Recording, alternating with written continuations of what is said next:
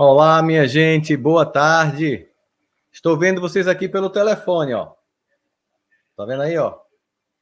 É assim as tecnologias modernas. Obrigado, gente. É uma alegria estar com vocês, ainda que virtualmente. Fico feliz por um lado e triste por outro.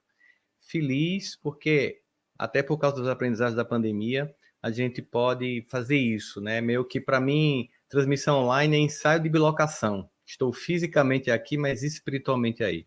E, claro, há um lado de tristeza, porque eu queria estar aí abraçando todos vocês, eu queria estar reencontrando aí Suzana, André, Haroldo, Cacá e todas as pessoas que eu amo. Ney, que também está aí com o André, ou seja, um monte de gente querida. E queria, obviamente, né, depois da palestra, sair para comer um dadinho de tapioca com peixe filhote, que só em Manaus a gente encontra com todo o sabor do mundo. Mas, de todo modo, queria agradecer a compreensão de vocês. De fato, em disposição gástrica é complicado para a gente viajar, mas vamos falar de um tema que é muito próprio para todos nós. O Evangelho, ele tem essa capacidade de ser lido e relido, e sempre que nós trazemos ele à tona na nossa vida, a gente percebe novas nuances. Como qualquer livro na nossa vida, mas esse, sobretudo, pelo seu caráter espiritual profundo e de sua proposta libertadora, faz isso com a gente. Talvez você já tenha passado por um fenômeno do tipo: você lê um livro, aí você grifa esse livro, aí você faz seus comentários e tal. E de repente você vai ler esse livro 10, 5 anos depois. Aí você começa a ler esse livro, e quando você lê esse livro novamente, você olha e faz assim: mas por que eu grifei isso? É tão óbvio, né? Porque daquele tempo que você leu até depois de um tempo, aquilo ficou óbvio, não no dia que você leu. No entanto, esse mesmo livro que você grifou algumas coisas e pensou: pô, isso era tão óbvio, por que eu grifei? Você vai passar por outras passagens e dizer assim: como é que eu não grifei isso tão importante? Que revela que, no momento em que você leu, a sua maturidade emocional, psíquica, espiritual nem dava conta de ver a grandeza de certas passagens, e estava em sintonia por ver características incríveis que depois você achou banal ou comum. Imagina isso no Evangelho de Jesus. Imagina isso, a força que tem. Agora imagina no Sermão da Montanha, que Mahatma Gandhi disse que se todos os livros fossem queimados e sobrasse somente este trecho do Evangelho, em termos de fé nada haveria se perdido. Então há de se imaginar as muitas coisas que nós aprendemos a partir da perspectiva do Evangelho. E o Sermão do Monte, ele tem um lugar especial em toda a construção da codificação. Quando a gente vai lá do capítulo 5 a 7 de Mateus, onde ele está colocado, a gente vai percebendo a grandeza que ele tem, começando pelas bem-aventuranças, terminando lá com a história dos construtores: o que é inteligente constrói sua casa sobre a rocha, o que é tolo que constrói sua casa sobre a areia. Mas a bem-aventurança, como fundamento para entender a visão de Jesus sobre como nós podemos herdar, do ponto de vista espiritual, esse reino celeste, esse reino que nos espera, ele traz um aspecto muito importante, porque ele traz como se fosse um conjunto de virtudes para que nós possamos desenvolver. Nós estamos num processo de desenvolvimento evolutivo, cada um de nós, eu e você, e nós vivemos um processo constante de desenvolvimento de virtudes, e, ao mesmo tempo, para que elas possam ser desenvolvidas, a coragem de encarar aspectos ainda sombrios da nossa personalidade, de encarar as nossas vulnerabilidades emocionais e do desamar no contexto de toda essa história, entendendo tudo como uma grande trajetória rumo a algumas virtudes essenciais que nos é apresentada no Sermão da Montanha: a humildade, a misericórdia, a busca da justiça, a pureza do coração. Quando a gente olha essas virtudes e a gente olha para a história humana, mesmo que a gente olhe apenas para essa história que nos chama mais atenção, essa história de agora, 2024, nessa sexta de manhã do dia 30, né, 31 de maio, 16h44, hora de Brasília, 15h44, horário de Manaus. A história que se passa no mundo agora. Quando a gente olha os conflitos, as guerras, sejam as guerras entre povos, sejam as guerras entre empresas, sejam os conflitos familiares, nós percebemos que eles são frutos da falta dessas virtudes consolidadas em nós, como indivíduos, e em nós como coletividade. A falta da humildade nos leva ao conflito. A falta da misericórdia para com o outro, que pensa diferente de nós, que vota diferente de nós, leva ao conflito. Quando nós não buscamos a justiça, nós iremos para o conflito. E quando não há pureza no nosso coração, as nossas melhores intenções, aquilo que a gente possa imaginar como o mais arcabouço intelectual que possamos desenvolver, de nada adianta, porque fica apenas como um grande enfeite intelectual na nossa vida, mas que não se transforma em uma mínima prática de amor na vida dos outros. Talvez por isso mesmo, Paulo, que tão bem entendeu esse sermão, que certamente leu e releu nos pergaminhos em sua época, quando encontrou os primeiros seguidores do evangelho, a quem ele inicialmente perseguia, mas depois se tornou o maior aliado e divulgador desse evangelho para os gentios, os não-judeus da época, né, até chegar até nós. Talvez por isso, por entender a força desse conjunto de virtudes que encontram-se no seu ápice, na conjugação, digamos assim, de um pool dessas virtudes com a grande virtude do amor, tenha feito o texto cristão mais conhecido fora do mundo cristão, que é a primeira carta à comunidade de Coríntios, né? 1 Coríntios 13. Ainda que eu falasse a língua dos homens e dos anjos, se eu não tivesse amor, eu nada seria. Ou seja, sem a construção dessa virtude central, que tem todas essas virtudes no seu guarda-chuva, a humildade, a misericórdia, a busca pela justiça, a pureza do coração, nada tem sentido.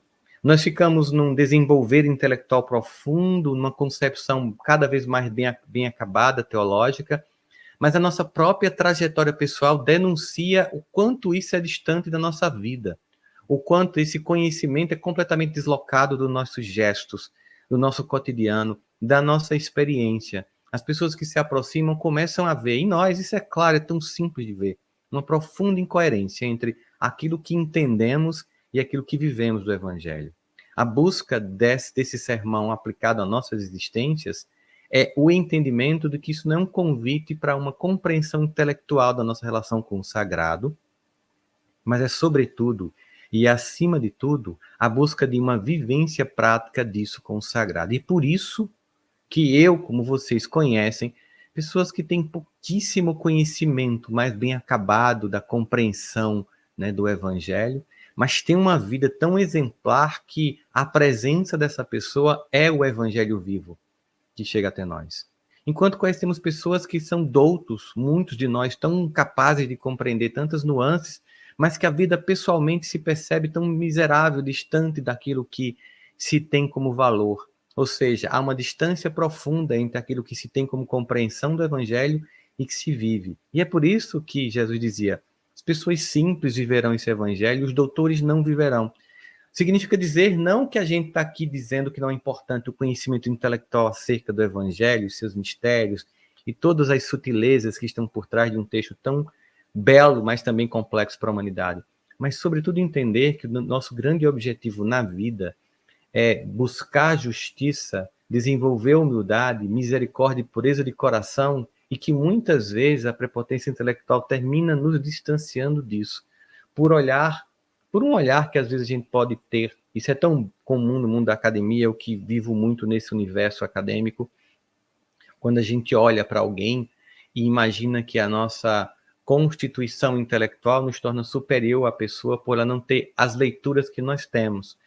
Mas às vezes essas pessoas simples têm uma leitura do mundo que nesse mundo encastelado do conhecimento nós não conhecemos. Porque existe as cátedras da vida, os títulos da existência daquelas pessoas que conseguem viver uma experiência prática, cotidiana, de um evangelho vivo nas suas vidas, como dizia Francisco de Assis, né? Evangelizar sempre, mas só quando necessário usar palavras. Nesse processo, o sermão ele se desenvolve numa jornada imensa em que Jesus começa, depois da apresentação dessas bem-aventuranças, a nos trazer para um outro patamar, que é quando ele fala que nós somos a luz do mundo e o sal da terra. De modo como se ele dissesse, uma vez que você desenvolve essas virtudes, uma vez que você desenvolve a compreensão da prática delas em sua vida, e você sente o quanto ela impacta as fibras da sua alma, o quanto ela pacifica o seu coração, é óbvio que você passa a ter uma profunda responsabilidade sobre isso, e nesse contexto, você não vai ser alguém mais insípido, alguém que não contribui, alguém que passa despercebido. Qualquer pessoa que desenvolve luz própria, não tem como ela não iluminar o seu entorno. E uma vez que você tem algum nível de poder, qualquer que seja ele, intelectual, emocional ou espiritual, você precisa e deve ter uma profunda compreensão da sua capacidade de influenciar a sociedade o tempo em que você vive. Então, qualquer um de nós tem um espectro mais ou menos longo de influência. E essa influência pode ser benéfica, na medida em que nós construímos essas virtudes, ou equivocada, na medida em que essas virtudes em nós ou não é construída ou é simplesmente desconsiderada.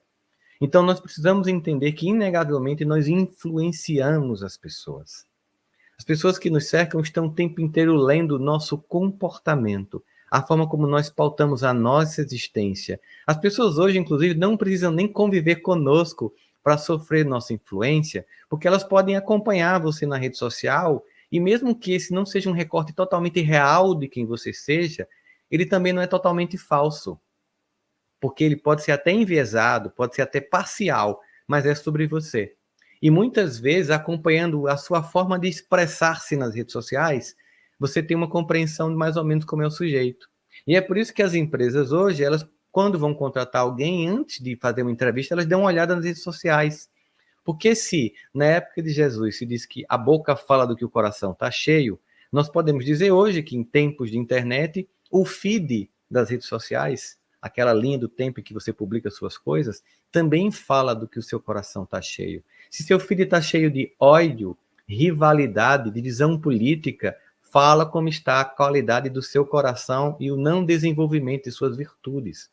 Se o seu filho está vivendo uma experiência amorosa, de congraçamento, de chamamento para o diálogo, você também fala como essas virtudes estão sendo construídas. Não adianta imaginar que nós não somos esse todo, né? Inclusive, apesar de sabermos que o ambiente de internet, de redes sociais é de baixa empatia, ou seja, nós temos uma tendência a ter pouca empatia no ambiente de rede social, ainda assim temos que considerar por que é que nós nos deixamos levar por esse sequestro. Talvez vocês vão entender isso agora se eu der um exemplo de grupo de WhatsApp de família. Às vezes você está lá conflitando com o primo, com o irmão, com o cunhado. Não, por que isso, por que aquilo? E de repente você liga para a pessoa e quando liga, o tom baixa e a relação se estabiliza. Porque no ambiente digital você tem baixa empatia. Então, como você não está vendo o sujeito, você diz coisas que não diria pessoalmente. Você tem um filtro maior.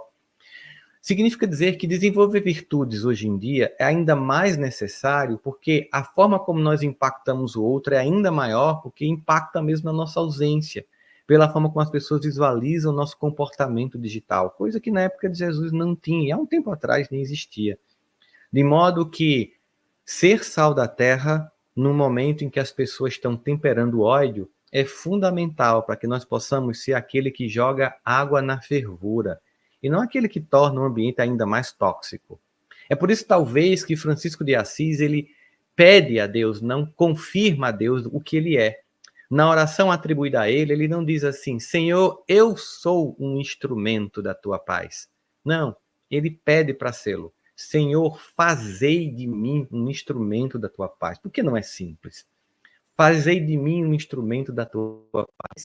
Onde houver ódio, que eu leve o amor. Que tal, de forma prática, toda vez que você entrar no grupo de WhatsApp da família, no grupo de WhatsApp dos colegas de trabalho, do colégio da infância, e que você vê aquelas notícias falsas todas de um lado ou outro do espectro político, de esquerda ou de direita, quando você tiver vontade de pular em cima, no pescoço, ter ódio, você lembrar de Senhor, fazei de mim um instrumento da vossa paz, onde houver ódio que eu leve o amor. Porque é assim que se constrói as bem-aventuranças. Na vida cotidiana, na vida simples, na trancada do trânsito, na pessoa que te atende mal na loja, na pessoa que não te dá bom dia quando você chega na instituição religiosa e você começa a dizer, tá vendo, nem olhou para mim, por isso que eu não frequento mais esse centro, as pessoas aqui deveriam ser amorosas, como se você vivesse num plano superior e como se não fôssemos pessoas comuns. E quando você se incomoda muito com o comportamento do outro, esquece que o comportamento é do outro, é sobre o outro, não sobre você. Mas passa a ser sobre você quando você se incomoda, revelando que se aquilo reverbera em você, é porque tem uma sintonia espiritual em termos de valores entre as pessoas. Tanto que quando a pessoa faz uma coisa que você está superado, você completamente ignora, para você não tem sentido. Você sabe, isso é sobre você, não é sobre mim. De forma que o Sermão da Montanha não é uma leitura teológica em que nós possamos ficar aqui apenas elucubrando sobre as muitas possibilidades, mas é como Jesus nos convida a viver aquilo, e vivendo aquilo, como ele nos convida a ser sal da terra e luz do mundo, ou seja, a influenciar positivamente a sociedade. Alguém que, quando alguém falar e se referir a você, é um exemplo de profissional. É um exemplo de pai de família, de mãe de família. É um exemplo como ser humano. É um exemplo naquilo que faz. É irrepreensível em sua conduta. Eu lembro demais que quando Chico Xavier desencarnou, eu vi a observação de várias pessoas de outras religiões sobre ele. As pessoas sensatas diziam assim: embora eu discorde da forma como ele vê o mundo, ou a sua visão de mundo religiosa, eu não posso não elogiar, nem muito menos deixar de reverenciar a grandeza do comportamento daquele homem. Ou seja, ele deu uma contribuição incrível com as mais de 400 obras psicográficas, mas a maior contribuição de Francisco Cândido Xavier foi viver muito, muito, muito e viver num esforço profundo de experimentar em sua vida prática aquilo que ele lia, aquilo que ele psicografava, o evangelho que ele fazia debaixo de uma árvore. Para ele não era apenas uma leitura, não era um livro de preces, mas um manual de condutas e comportamentos humanos. E talvez por isso o tema do 9º Congresso do Amazonas seja Evangelho Roteiro de Amor. Roteiro.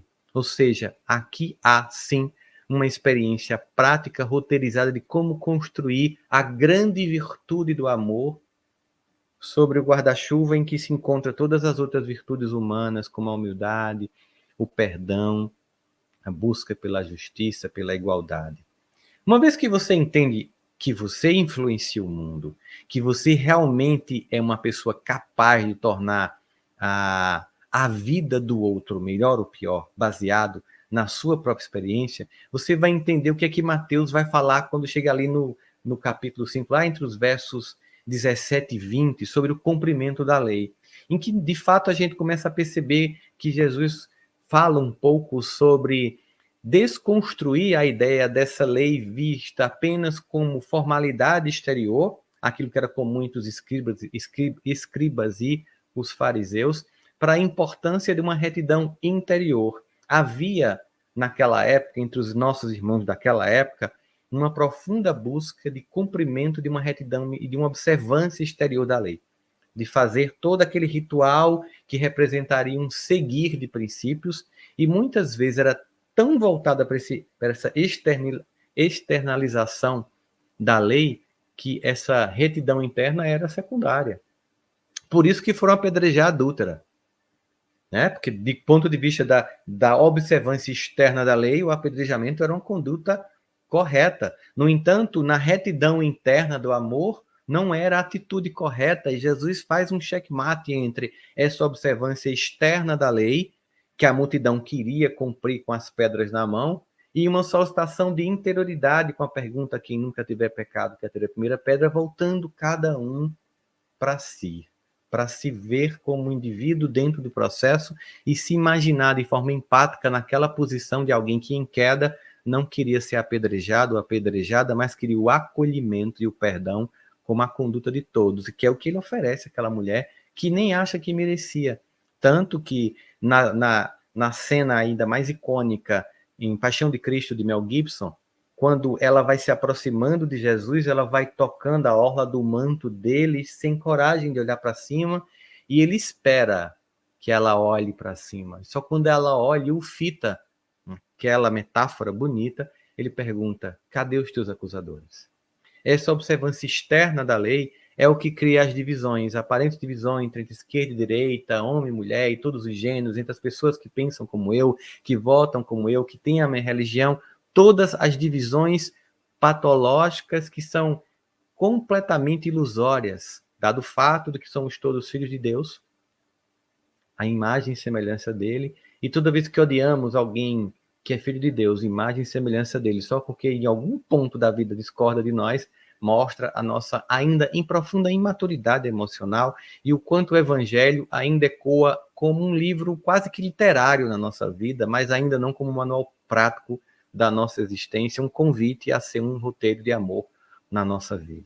Portanto, é um evangelho que convida a um mergulho interno. E um mergulho interno não acusatório, um mergulho interno que, quando você se conhece, não faz uma acusação e se destrói. Quando Santo Agostinho, no Livro dos Espíritos, vai nos propor, respondendo a Kardec, um roteiro prático, né, para que eu possa melhorar a minha vida e viver uma vida mais plena, mais consciente na vida, e ele faz assim, vide, né, o que está escrito nos antigos, conhece-te a ti mesmo, e Kardec, muito legal, essa frase é bonita, eu entendo, mas dá para detalhar como fazer isso? E ele começa, então, de fato, a fazer uma proposta de meta-análise, né? De análise pessoal.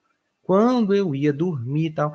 E aí você percebe, quando ele faz essa meta-análise, na própria narrativa da resposta, não existe ali um indivíduo que, olha só, que terrível, hoje eu fui ruim, olha só que perverso, hoje eu não tive paciência, olha só, mais uma vez eu me comuniquei de forma agressiva. Não, é uma mera observação. Hoje, novamente, eu me comuniquei de forma agressiva, significa dizer que amanhã continuo meus esforços para não mais fazer isso.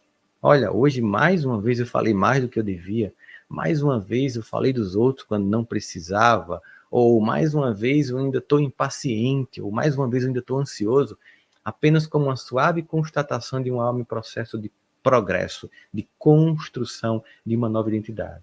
E aí observe esses comportamentos de forma muito tranquila e se propõe amanhã ser diferente. Se propõe amanhã uma observação interna. Essa análise noturna antes de dormir, essa meta-análise, essa tomada de autoconsciência não acusatória, é exatamente para desenvolver essa retidão interior, fazendo com paciência, aquela que Joana de Ângeles propõe em O Ser Consciente.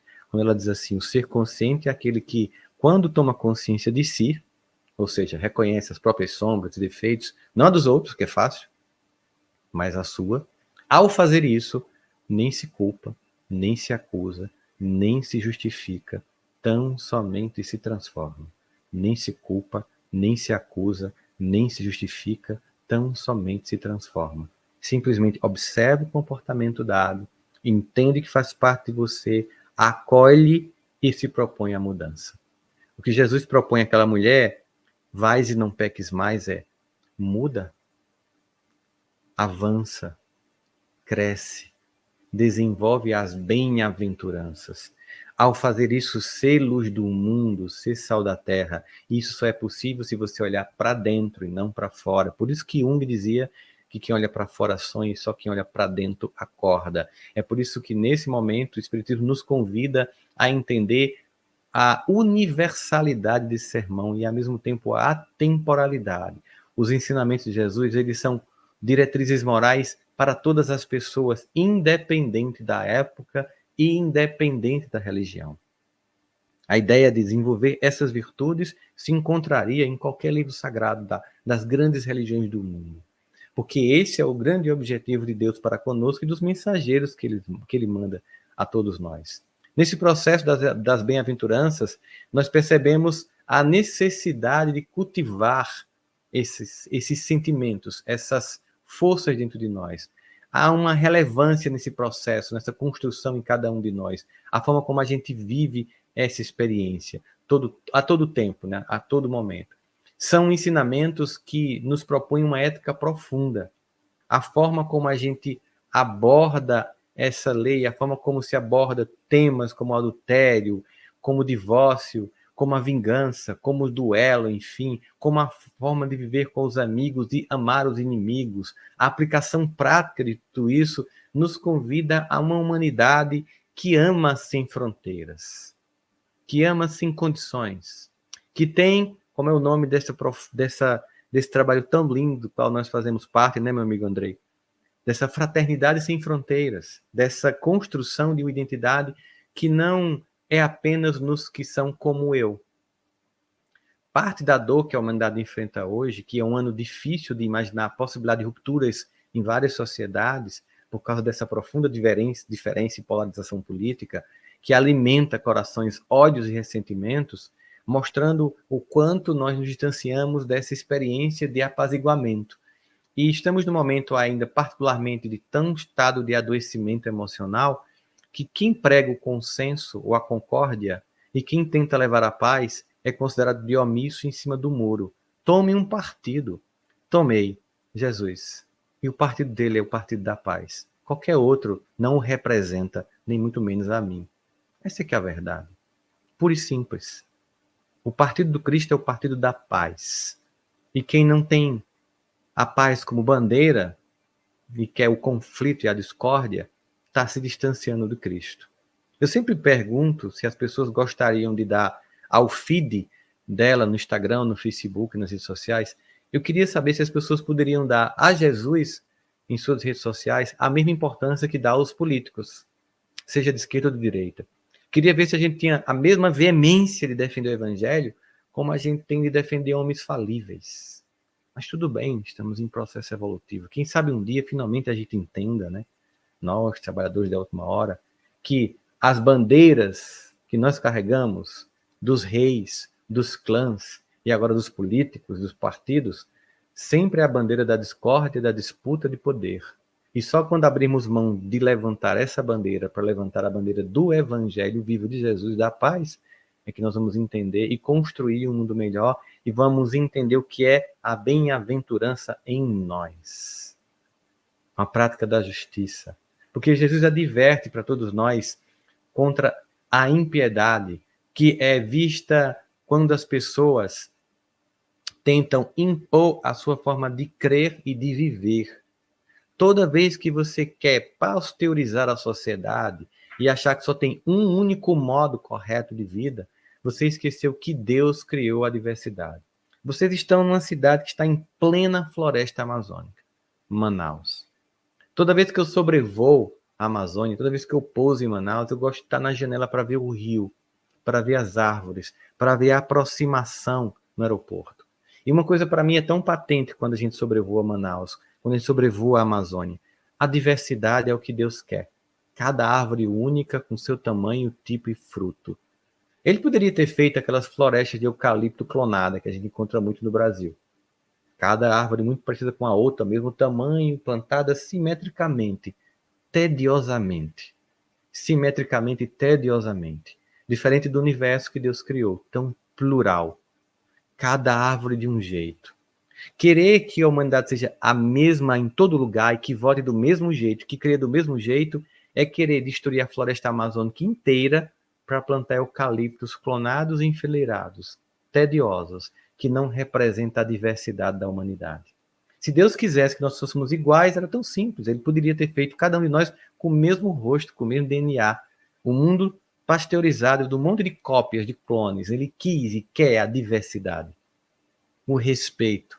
Por isso nós temos que praticar o respeito às pessoas, à vida humana em toda a sua essência. A vida humana, pela própria essência de cada criatura criada por Deus, deve ser vista como um elemento do sagrado.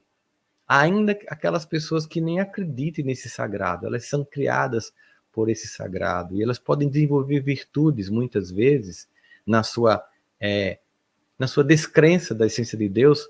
Possa ser que essas pessoas possam desenvolver na vida prática virtudes que muitos que dizem crer em Deus não desenvolvem. E nós sabemos disso. Algumas pessoas que nem não são para elas uma questão sagrada, mas vivem uma vida pautada em princípios de valor e de justiça. Enquanto que outras, até quando vão falar de amor, falam assim, vociferando. Tem pessoas, tem religiosos que falam de amor com ódio, que falam de amor quase que babando de ódio. E a gente vê que tudo que existe ali é tudo menos o amor. É uma tentativa de imposição quase que medieval de uma única forma de ver o mundo. O Sermão da Montanha nos convida à justiça, né? Para que a gente possa entender a função disso. E, ao mesmo tempo, que a gente possa entender que essa exortação nos convida a uma vida em que a gente consiga transformar esse evangelho em algo vivo em nós. É por isso que todo o desenvolvimento do sermão termina com a parábola dos dois construtores. Aquele homem tolo que construiu a sua casa sobre a areia, né? E é como se fosse assim, olha, sabe que existem pessoas que elas têm essa visão de mundo, que elas podem simplesmente desenvolver a vida nesse princípio, esquecendo completamente como desenvolver a própria existência, julgar, assumir um papel que não nos cabe, mas assim, quando você pensa assim, Jesus é falando através de Mateus assim, todo aquele, pois, que escuta as minhas palavras e as pratica, tipo assim, escutar, ler, compreender e interpretar é um passo. O que faz a diferença é a prática. É a mesma coisa que ter o melhor exame, acesso ao melhor hospital, ao mais perfeito dos diagnósticos, conseguir fazer uma tomografia computadorizada, um PET scan, diagnosticar profundamente a doença, mas não executar o tratamento. O melhor sistema de análise de sua doença, ele é completamente inútil se você não segue o tratamento depois. Por isso, não adianta apenas escutar ou viver, aliás, escutar ou compreender essas palavras, mas, sobretudo, vivê-las. E ele diz que aquele que vive é semelhante a um imprudente, que edifica a casa sobre a rocha. Em contrapartida, o contrário disso se dá que aquele que ouve, mas não pratica, é como um tolo que constrói a casa sobre a areia. E qual é o risco que está aí? É que a vida ela é cheia de intempéries. Na vida correm rios, na vida sopram ventos, na vida nós enfrentamos muitas diversidades. Essas diversidades elas podem nos encontrar na fragilidade de alguém que compreende, mas não vive o evangelho. Portanto, terá uma casa que vai ruir diante das primeiras dificuldades, versus aquelas pessoas que compreendem e vivem o evangelho, ou até as que nem tão compreendem, mas sobretudo vivem o evangelho, e que por essa robustez de uma experiência prática, vão enfrentar as intempéries da vida e vão sobreviver. Quando a gente olha, por exemplo, a onda de suicídios que toma conta do planeta, a gente vê como uma das variáveis chaves que define um indivíduo que desiste da própria vida, a falta de enraizamento psicológico, de pertencimento. Pessoas que não se sentem amadas, nem pertencentes, nem vistas, elas muitas vezes sentem a fragilidade do mundo em que, quando vem uma ideia dessa, elas não têm aonde se apegar, pelo sentimento de invisibilidade que possuem. Ontem minha esposa foi numa farmácia e quando ela chegou, uma pessoa disse assim, olha, por favor, me ajuda, tal. Eu disse, eu vou comprar para você comida, tá? Não vou te dar dinheiro. Aí ela entrou, foi fazer as compras e quando ela voltou e comprar comida, a pessoa tinha ido embora. Aí, do lado dela, chegou uma outra pessoa. Moça, não tenha medo de mim, eu vim aqui porque eu queria pedir ajuda. Ah, não se preocupe, eu estou procurando uma pessoa que eu comprei a comida, mas como ela não está aqui, eu vou entregar para você. E tocou nele, para você comer, tá? E ele fez assim, você tocou em mim? Ela, sim, por quê? Você não teve medo de tocar em mim? Ela, não, sem medo de tocar em você, tome, coma. Ela me disse que entrou no carro segurando o choro, porque ela percebeu quanto tempo essa pessoa não era tocada nem vista com humanidade. Imagina filhos que estão em casa sem ser tocados pelos pais. Imagine pessoas que estão nas casas sem ser tocadas nos casamentos, em que não são vistas, porque cada um no seu Black Mirror, no seu espelho preto, no seu quadrado, sem se comunicar. Famílias que não se constituem, não se enraizam. E quando vêm as tempestades, e elas vêm, e quando vêm as dificuldades, e elas vêm, lamentavelmente a pessoa olha para um lado e para o outro e não vê aonde se apegar. E, infelizmente, basta 30 segundos da ideia de que para que continuar, que ela volta antes do tempo. Assim, imagina a força do Evangelho, como algo que nos enraiza. Imagina o que é o Evangelho prático, como um amor que se sente, que se constitui na fibra do nosso comportamento. Assim, quando as dificuldades vêm, e elas vêm, quando as dores se nos apresentam, e elas se nos apresentam, eu estou enraizado a ponto de suportar tudo isso, de balançar com as coisas, mas de permanecer firme inteiro. Ao fim e ao cabo, a proposta do Sermão da Montanha é de construa alicerces dentro do seu ser, para que você possa suportar o mundo como ele ainda é. O mundo que nós construímos deste modo. O mundo em que o império da divisão é uma escolha nossa, em que o império do ódio é uma escolha nossa. Mas, como o próprio Kardec perguntava, por que temos a sensação de que o mal impera? E a resposta é porque os maus são audaciosos e intrigantes. E é porque na época de Kardec não tinha fake news como hoje, né? Mas o mal é audacioso, intrigante, e o bem é ingênuo. Mas tem uma vírgulazinha que dá um segredo para nós.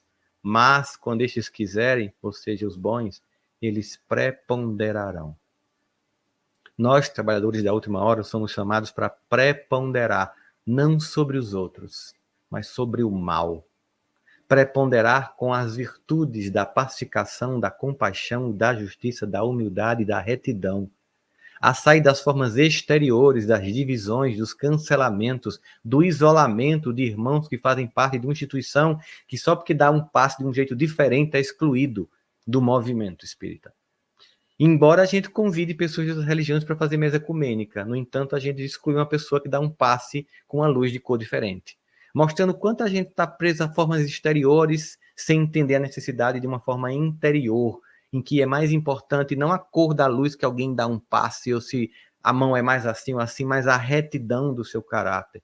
E que nós, no fim das contas, fazemos parte de um grupo que todos somos filhos de Deus, que essas divisões são todas aparentes, e que um dia todas essas divisórias cairão para que nós possamos ver na grande família do universo. Que banquete que antecipadamente todos os que forem e que tiverem sede de fome e de justiça participarão. Mas longe do banquete estarão os que ainda incentivam o ódio, a divisão e o ressentimento. Que nós possamos estar prontos para isso. Que nós possamos entender evangelho, sim, como roteiro de amor, como é a proposta do Congresso. Meus irmãos, que Deus abençoe cada um de vocês, a família de vocês, que vocês possam ser tocados, que nós possamos voltar para o movimento espíritas, que nós possamos voltar para nossas casas espíritas, que nós possamos voltar a viver o evangelho no nosso contato cotidiano, que a gente largue a mão de ficar vendo reunião em internet, YouTube, vá para a casa espírita, colabore, seja menos crítico e mais proativo. Se não gostar, vá para outra casa espírita. Se não gostar, vá para uma outra. Se não gostar de nenhuma, abra uma, mas vivencie praticamente esse evangelho, porque nós temos uma resposta impressionante e muito forte para um momento de muita dor na humanidade. E não entregá-la aos outros chega a ser uma missão quase que criminosa em tempo de tanta dor da humanidade. E continuemos juntos no Evangelho de Jesus, porque o que nos une é muito maior do que aquilo que temporariamente, infantilmente, nos separa. Muita paz a todos e muito obrigado.